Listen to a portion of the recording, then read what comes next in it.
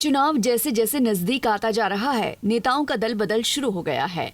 शिबू सोरेन की बड़ी बहू और पूर्व सीएम हेमंत सोरेन की भाभी सीता सोरेन के भारतीय जनता पार्टी में शामिल होने को लेकर नेता प्रतिपक्ष अमर कुमार बावरी ने कहा कि झारखंड मुक्ति मोर्चा का फाउंडर मेंबर रही सीता सोरेन, भारतीय जनता पार्टी ने उन्हें दुमका से चुनाव प्रत्याशी बनाया है। इतिहास में पहली बार ऐसा हो रहा है कि सोरेन परिवार का कोई सदस्य भारतीय जनता पार्टी में शामिल हुआ है, बीजेपी से चुनाव लड़ रहा है। वहीं लोकसभा चुनाव पर कहा कि 14 की 14 सीट भारतीय जनता पार्टी के खाते में आएंगी। देखिए, झारखंड मुक्ति मोर्चा का जिस तरह से जो भी प्रभाव है उसमें उस परिवार का बहुत महत्व है। और दुर्गा सोरेन जी, स्वर्गीय दुर्गा सोरेन जी इसके एक फाउंडर मेंबर भी थे, जिन्होंने झारखंड मुक्ति मोर्चा को गुरु जी के उस नेतृत्व से आगे बढ़ाते हुए इसके विस्तार में एक बड़ी भूमिका निभाई थी।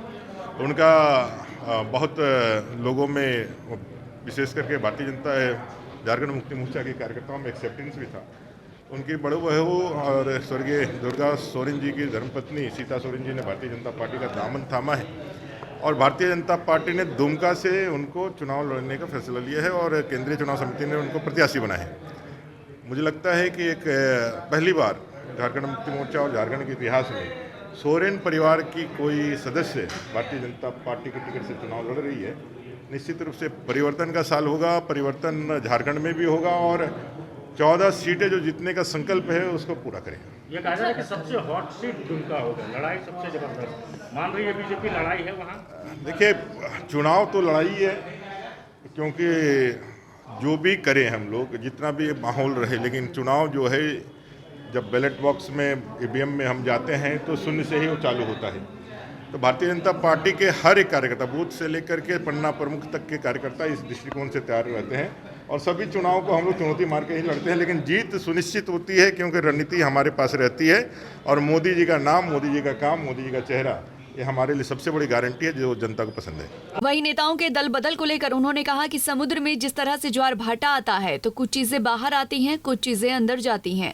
उसी तरह चुनाव के मौसम में नेता पार्टी बदलते हैं, लेकिन जब तक कोई बीजेपी छोड़ के अन्य दल में जाता नहीं है तब तक कुछ भी कहना ठीक नहीं। को लेकर के अटकलें चल रही हैं। वो माननीय हमारे पूर्व सांसद रहे हैं, 5-5 बार उन्होंने, भारतीय जनता पार्टी ने उनको सांसद बनाया है। कई एक महत्वपूर्ण दायित्वों में और कई एक पदों में रहे हैं, वरिष्ठ लोग हैं।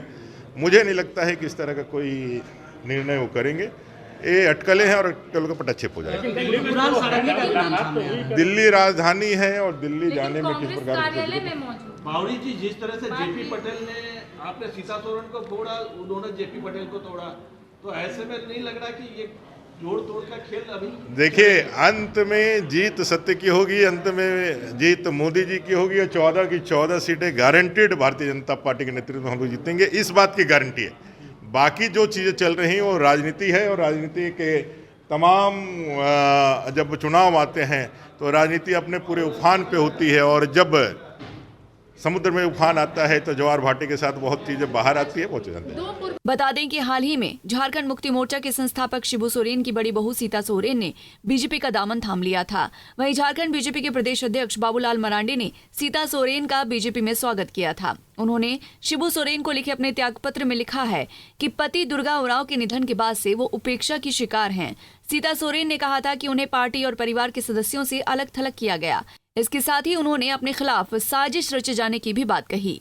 रांची से आशुतोष सिन्हा की रिपोर्ट। हमसे जुड़े रहने के लिए हमारे YouTube चैनल को सब्सक्राइब करें और नई वीडियो की नोटिफिकेशन के लिए बेल आइकॉन को दबाएं।